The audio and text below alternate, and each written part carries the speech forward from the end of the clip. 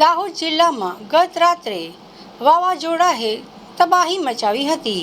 સૌથી ગંભીર ઘટના દાહોદ શહેરના ગરબાડા ચોકડી નજીક બની હતી, જ્યાં સ્માર્ટ સિટી પ્રોજેક્ટ અંતર્ગત ઊભો કરાયેલો મહાકાય સાઇનબોર્ડ વાવાઝોડાના જોરદાર પવનના ઉખડીને રસ્તા પર ફંગોળાયો હતો। આ દુર્ઘટનામાં એક વ્યક્તિનું ઘટના સ્થળે જ કરુણ મોત નીપજ્યું હતું, જ્યારે અન્ય 2 લોકો ગંભીર રીતે ઇજાગ્રસ્ત થયા હતા।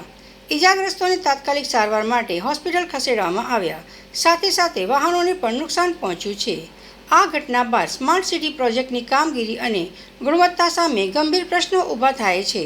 સ્થાનિક લોકોનો આક્ષેપ છે કે આટલો વજનદાર સાઇનબોર્ડ પાતળી સાઇઝના નટ બોલ્ટના સહારે ઊભો કરવામાં આવ્યો હતો, જેના કારણે વાવાઝોડાના પવન સામે ટકી શક્યો ન હતો।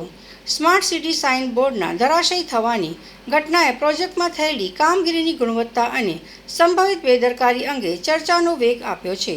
વાવાઝોડાના કારણે દાહોદ શહેરમાં પાલિકા દ્વારા ઊભો કરાયેલો પતરાનો શેડ પણ જમીનદોસ્ત થઈ ગયો હતો।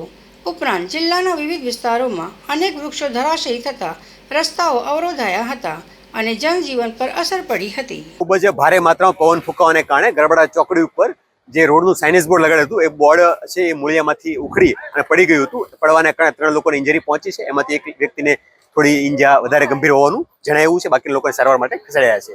અત્યારે ટ્રાફિક છે અહીંયા બ્લોક થઈ ગયો છે, ટ્રાફિક ડાયવર્ટ કરવામાં આવેલો છે।